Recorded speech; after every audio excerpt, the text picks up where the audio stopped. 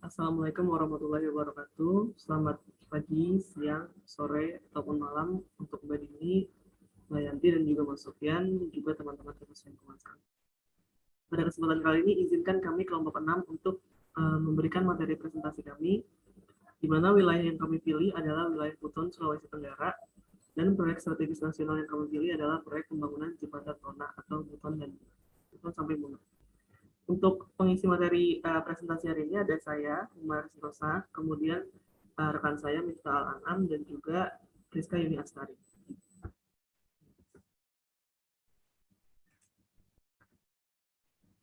Kemudian saya akan menjelaskan terlebih dahulu mengenai jembatan Buton dan Muna. Jadi jembatan Buton dan Muna atau biasa disebut dengan jembatan Tona atau juga biasa disebut sebagai Jabuna merupakan salah satu proyek strategis nasional yang berada di wilayah Buton, Sulawesi Tenggara. Jembatan ini menghubungkan antara Pulau Buton, Kolagana di Kota Bau-Bau, dan juga Pulau Muna, Baruta di Buton Tengah dengan panjang kurang lebih 1,18 km dan lebar sekitar 20 meter. Kemudian untuk tujuan dari dibangunnya jembatan Tona ini adalah untuk meningkatkan konektivitas antara Pulau Buton dan juga Pulau Muna, yang mana nantinya akan direncanakan untuk menggabungkan seluruh Sulawesi.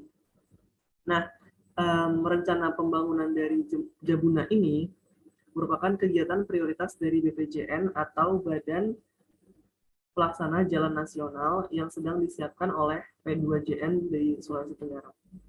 Kemudian estimasi rencana pembangunan bentang jembatan ini adalah suspension bridge atau jembatan gantung, yang mana lebih dari 600 meter bentang utama dari jembatan ini merupakan jembatan tanpa tiang dengan tipe gore pile dikarenakan kondisi tanah yang kurang stabil di lokasi pekerjaan. Nah, ini di kanan bawah merupakan gambaran bentang jembatan Muna dan Buton, di mana sebelah kanan merupakan Pulau Buton dan sebelah kiri merupakan Pulau Muna. Lanjut, kita masuk ke timeline proyek pembangunan dari jembatan Buton dan juga Muna.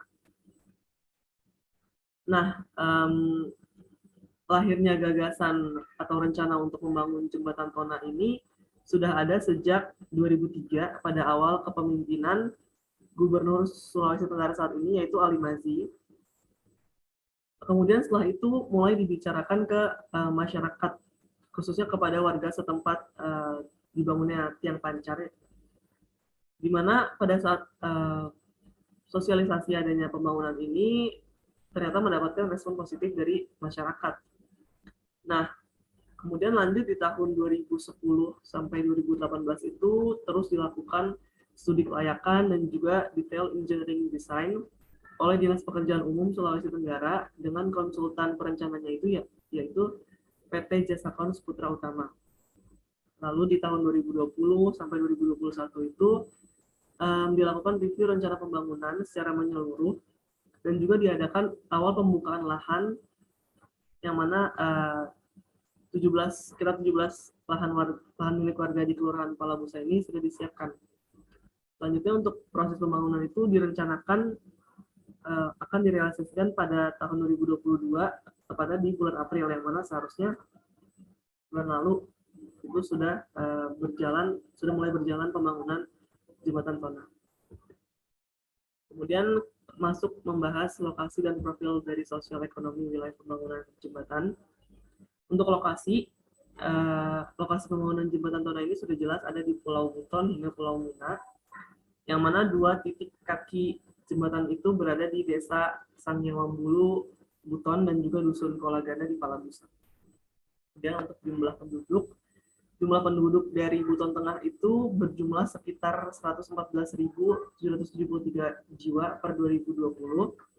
Kemudian di Kota Bau-Bau itu mencapai 159.248 jiwa, di mana mata pencarian rata-rata dari mereka adalah sebagai nelayan dan juga petani kacang mete. Nah, tingkat kemiskinan itu kalau di wilayah Buton Tengah atau Buteng itu meningkat per Maret 2021 menjadi 14.730, yang mana sebelumnya itu 14.000 600 sekian. Nah, kemiskinan di wilayah Buton Tengah ini lebih besar dibandingkan di wilayah Bau-Bau, kota Bau-Bau, karena di kota Bau-Bau tingkat pendidikan masyarakatnya itu lebih tinggi dibandingkan di wilayah Buton Tengah. Kemudian untuk komoditi unggulan di kedua wilayah itu mengandalkan hasil perkebunan dan juga kelautan. Jadi kedua kabupaten antara Palabusa dan juga Bau-Bau ini memiliki komoditas unggulan yaitu kacang mete, perikanan laut, dan juga rumput laut. Nah, kemudian masuk ke kondisi lingkungan dari sekitar jembatan. Jadi, di sekitar jembatan ini untuk di pembangunan tiang pancangnya itu, topografi di kota Bau-Bau itu umumnya bergunung-gunung dan juga berbukit, yang mana diantaranya itu terdapat dataran rendah yang biasa digunakan sebagai lahan pertanian masyarakat. Nah, seperti yang sudah saya jelaskan, di tahun 2020 dan 2021 itu sudah ada 17 lahan milik warga di Kelurahan Palabusa, Kecamatan Lea-Lea, Kota Bau-Bau yang sudah dijadikan sebagai lokasi pemasangan tiang pancang dan juga jalan masuk jembatan Buton, dan selanjutnya akan dijelaskan oleh rekan saya. Selanjutnya mengenai jasa lingkungan, mungkin sebelumnya ingin menjelaskan terlebih dahulu apa sih itu jasa lingkungan. Jadi jasa lingkungan ialah manfaat yang diperoleh masyarakat dari hubungan timbal balik yang dinamis yang terjadi di dalam lingkungan hidup antara tumbuhan, binatang, dan jasa renit dan lingkungan non-hayati. Dalam definisi yang lebih lugas, dapat dijelaskan bahwa jasa lingkungan adalah produk sumber daya alam hayati dan ekosistem berupa manfaat langsung atau tangible dan manfaat tidak langsung atau intangible, yang meliputi antara lain jasa wisata alam atau rekreasi, jasa pelindungan tata air atau hidrologi, kesuburan tanah, pengendalian erosi dan banjir, keindahan, keunikan, keanekaragaman hayati, penyerapan, dan penyimpanan karbon. Adapun klasifikasi jasa lingkungan menurut Millennium Ecosystem Assessment atau MIA berdasarkan tipe manfaat kehidupan bagi manusia, yaitu ada 4. Pertama ada provisioning, regulating, cultural, dan ada supporting. Yang pertama ada jasa lingkungan penyedia atau provisioning, produk yang diperoleh dari layanan ekosistem seperti penyediaan pangan, penyediaan air, penyediaan bahan bakar, dan material lain, serta penyediaan sumber daya genetik. Yang kedua ada jasa lingkungan pengaturan atau regulating, yaitu manfaat yang diperoleh dari pengaturan proses layanan ekosistem, pengaturan kualitas udara, pengaturan iklim, pencegahan dan perlindungan terhadap bencana alam seperti banjir, longsor, kebakaran, dan tsunami. Kemudian pengaturan air, kemurnian air, dan pengolahan limbah, pengaturan penyerbukan alami, atau pengendalian hama. Kemudian yang ketiga ada jasa lingkungan budaya atau cultural, manfaat non-material yang diperoleh dari ekosistem budaya, estetika, apresiasi pemandangan alam, budaya rekreasi, yaitu peluang untuk kegiatan pariwisata dan rekreasi, kemudian budaya warisan budaya dan identitas, yaitu rasa tempat dan milik. Dan yang terakhir ada jasa lingkungan pendukung atau supporting, yaitu layanan yang diperlukan untuk produksi semua layanan ekosistem lainnya, atau habitat dan keanekaragaman hayati, pembentukan dan regenerasi tanah, produksi primer, dan siklus hara. Adapun jembatan Buton Munah yang akan dibangun Kementerian PUPR bertujuan untuk meningkatkan konektivitas antara Pulau Buton dan Munah, serta kedepannya itu direncanakan dapat menghubungkan Pulau Sulawesi secara keseluruhan. Jembatan Buton Munah memiliki fungsi untuk menjembatani Kepulauan Buton. Warga Buton, Buton Utara, Bau-Bau dapat menyeberangi jembatan ini untuk menuju Munah. begitu pula sebaliknya. Harapannya konektivitas ini dapat terjaga sampai ke pelosok dan tidak hanya di wilayah daratan, tapi sampai kawasan kepulauan dengan kondisi mantap. Selain mempermudah akses transportasi, juga bermanfaat sebagai destinasi wisata baru yang dapat mendorong perekonomian bagi masyarakat sekitar. Kemudian, berdasarkan desain dari pemerintah Provinsi Sulawesi Tenggara, area jembatan ini akan dibangun ruang publik yang terdiri dari kawasan kuliner, rest area, dan tempat ibadah. Diharapkan pula agar konektivitas antar wilayah Sulawesi Tenggara dengan kondisi kemantapan jalan dan jembatan dapat memaksimalkan antisipasi cuaca ekstrim dan penanggulangan bencana alam, serta dapat peningkatan jalan yang dilalui jalur logistik dan peningkatan jalan nasional dengan kondisi mantap dan berkeselamatan. Jembatan ini akan menghidupkan akses perekonomian masyarakat Kota Bau-Bau, utamanya warga di sekitar Palabusa. Berdasarkan itu, Pulau Buton dan Muna harus jadi satu sehingga Sulawesi Tenggara itu benar-benar menjadi satu kesatuan. Dengan terbangunnya kedua jembatan tersebut, maka seluruh wilayah Sulawesi Tenggara dapat terhubung. Hal ini diharapkan berimplikasi pada peningkatan ekonomi wilayah, sehingga Sulawesi Tenggara akan lebih maju dan masyarakatnya menjadi lebih sejahtera.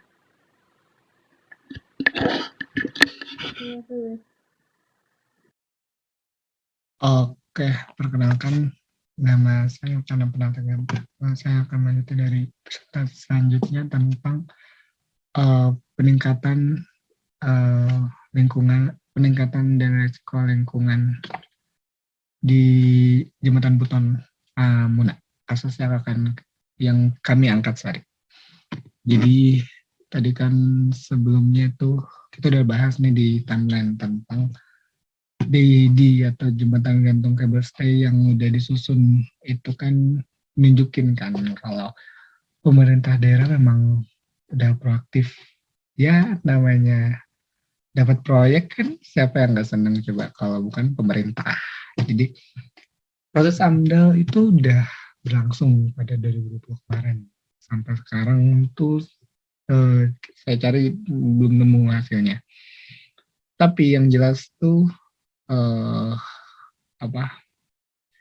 dapat respon positif dari masyarakat juga, direspon positif ketika diskusi bareng dan setelah proses AMDA dilakukan terus rampungnya dokumen. Jadi sebelumnya juga udah 2009 dokumen LARAP atau Land Acquisition and Resettlement Action Plan.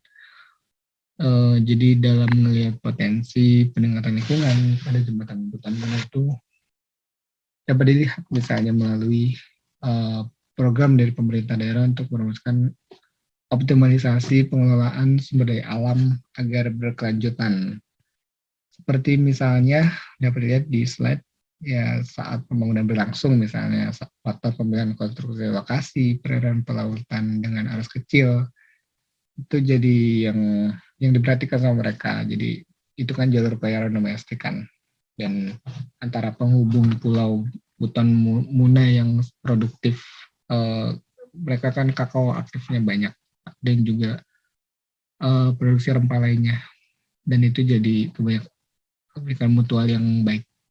Kemudian persoalan kebijakan penataan ruang yang tercantum dalam RTRW adalah arahan atau dasar untuk menerjemahkan tujuan penataan ruang itu dia melalui pengelolaan wilayah yang memperhatikan daya dukung lingkungan, daya tampung kawasan, dan tentu aspek konservasi sumber daya alam serta mitigasi bencana. Tujuannya yang nggak lain ya penataan ruang ini ya punya makna pembangunan pada aspek ekonomi dan tentu lingkungan. Kemudian selanjutnya bisa juga penataan kawasan ekosistem yang rentan terhadap kerusakan, termasuk misalnya wilayah hutan, sekitar pesisir, kepulauan termasuk di dalamnya, makhluk hidup yang tinggal untuk menjaga keberlangsungan biodiversitas laut. Jadi fungsi pendataan ya untuk recording aja dan untuk pencatatan ulang itu baik untuk misalkan dianalisis lebih lanjut.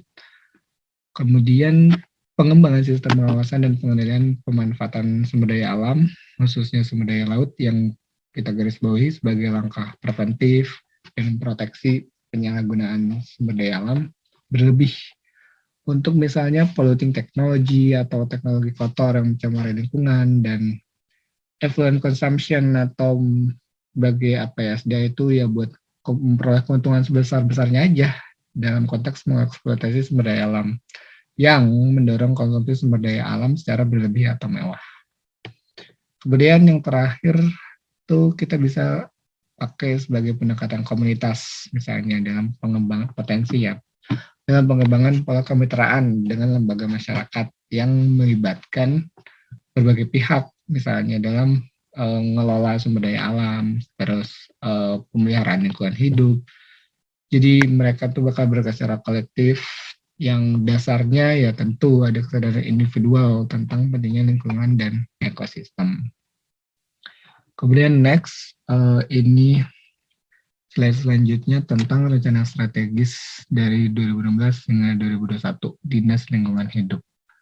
Nah, ini disusun sesuai dengan Amanat Undang-Undang Nomor 25 Tahun 2004 tentang Sistem Perencanaan Pembangunan Nasional dalam Rensta OPD sebagai dokumen perencanaan satuan kerja perangkat daerah untuk periode 5 tahun. Jadi rencana strategis ini tuh ya muat visi, misi, tujuan, strategi, kebijakan, program dan kegiatan selama dari tahun 2016 sampai 2021. Ini tuh disusun sesuai dengan tugas dan fungsi OPD ya, saya nggak tahu spellnya gimana, serta berpedoman kepada RPJMD daerah yang sifatnya indikatif. Nah, ini tuh kebijakan dan program Dinas Lingkungan Hidup yang sesuai dengan kebijakan program Buton. Ini pakai analisis SWOT namanya.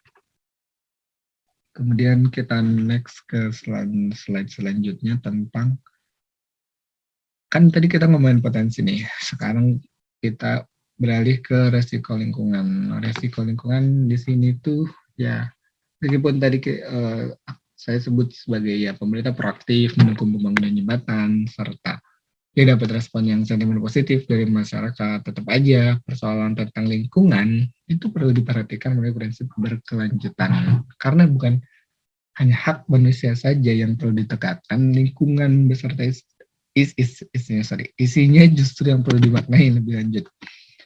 Dalam kasus jembatan Buton ini, perlu diawasi misalnya tentang adanya perubahan bentuk lahan yang dapat mempengaruhi ekosistem, kemudian terancamnya biodiversitas dan biota laut akibat misalnya penurunan kualitas air saat berlangsung konstruksi, material itu masuk ke dalam air, kemudian polusi udara yang dihasilkan dari proses pembuatan jembatan dan mobilitas pengguna jalan nantinya. Jadi ada dua tipe sebenarnya ketika potensi kerusakan, resiko lingkungan, yaitu ketika sebelum prekonstruksi dan pasca konstruksi. Jadi prekonstruksi misalkan kayak tadi, kayak adalah persoalan tentang ekosistemnya, lahannya, segala macam pesisirnya, bahkan efek ke masyarakat langsung, dan tentu terumbu karang atau misalkan makhluk hidup di pesisir seperti itu, dan itu ngaruh ke kualitas air, itu yang jelasnya. Kemudian ada juga yang pascanya, konstruksi kayak yang polusi udara ataupun mobilitas nanti, dan gimana cara misalkan ekosistem yang karena prekonstruksi ikan-ikan di bawah jembatan itu jadi migrasi dulu kemana, dan itu jadi bukan ngerusak tapi membutuhkan waktu, kan kalau seperti itu kan butuh waktu untuk penyelesaian diri juga. dan belum lagi makhluk hidup lainnya juga untuk menyesuaikan pembangunan jembatan ini gitu. Jadi kualitas, kalau ngacunya kualitas udara, mungkin dia lebih ke potensi meningkatnya kadar emisi karbon. Jadi ya nanti ada pencemaran udara gitu dari hasil transportasi bolak-balik. Kira-kira seperti itu resiko yang ada dalam lingkungan. Yang pertama lahan, perubahan langkahan, kemudian ekosistem, pre dan pasca konstruksi. Kira-kira seperti itu presentasi dari saya. Terima kasih.